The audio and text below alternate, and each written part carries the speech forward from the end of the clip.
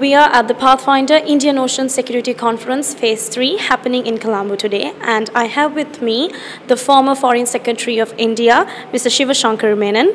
Thank you so much, sir, for joining us today. Thank you for having me. So I would like to ask you, given the power struggle in the region between India and China, how do you see island nations like Sri Lanka moving forward without taking any sides? Well, I'm not sure I'd describe it as a power struggle between India and China, because India and China have some common interests, some different interests. I think as big trading nations, we all have a big interest in the sea lanes staying safe, secure, and in commerce taking place peacefully and smoothly. So we actually have a common interest there, along with Sri Lanka. I think Sri Lanka has actually benefited from that interest of the other powers.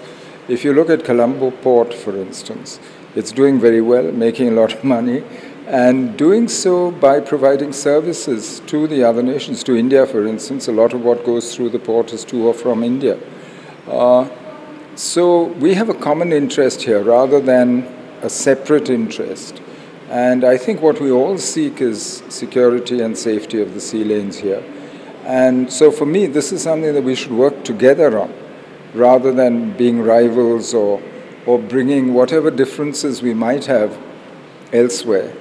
Here, I think we actually have a common interest, all of us.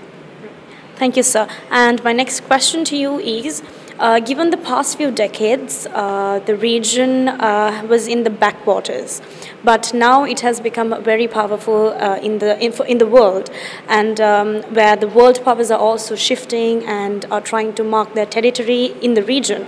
How and why do you think the region has become so important considering all these factors? Well, I think there's two primary factors. One is, of course, the economic rise of Asia. Whether it's the rise of China, the rise of India, that Asia's role in the world economy has become much more important. And this has been based to a very great extent on imports and exports, which depend on the maritime sea lanes, on maritime security. So that's one reason why this is very important. The center of gravity of world production and economic activity has shifted to Asia Pacific. So therefore, this ocean becomes critical.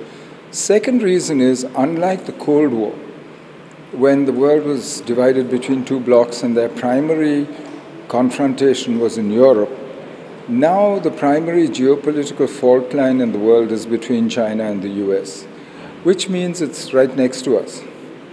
And we are near the theater where this contention is being played out.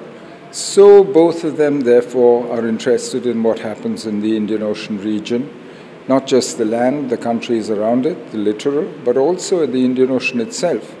And you see this. You see BRI, you see an Indo-Pacific strategy from the US. So you see that contention going on around you. So these are the two reasons why this region now has become important, significant.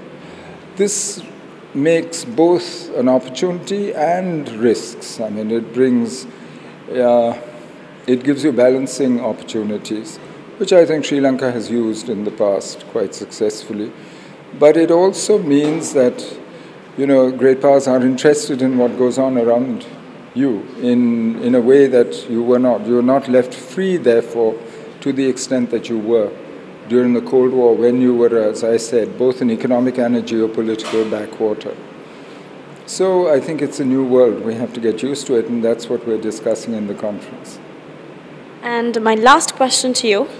As according to many experts, Sri Lanka's sovereignty is threatened with the global power crisis. So where do you think Sri Lanka stands, or where has she positioned herself in this power grab, especially when it comes to this tit-for-tat events that's happening between India and China, mainly?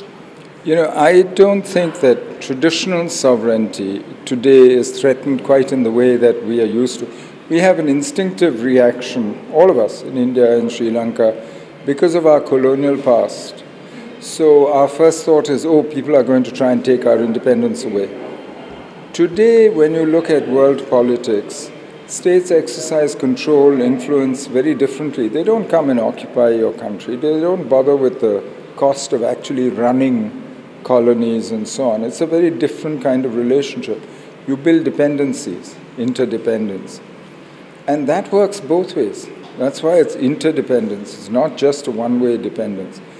I mean, if you need the world also needs you. So, for me, I'm less pessimistic. I wouldn't say, oh God, now suddenly we're under threat and our sovereignty is at risk. Yes, I think you have to look at sovereignty differently in a world where the economy is globalized, where you're part of global supply chains, where you have dependencies on the world, but the world also depends on you for some of what you produce, for what you deliver. Sri Lanka delivers, even its position is an advantage. That's why Colombo Port does so well, for instance. So I'm not so nervous as the people who you quote saying, oh, our sovereignty is at grave risk. I don't think so, not unless you allow it to be. And from everything I've known of Sri Lanka and Sri Lankans, no Sri Lankan is giving away their sovereignty easily. Thank you so much, sir. Thank you very much for your valuable time giving us today for this exclusive interview. And that is Mr. Shivashankar Menon, former Foreign Secretary of India, joining with us for an exclusive interview today.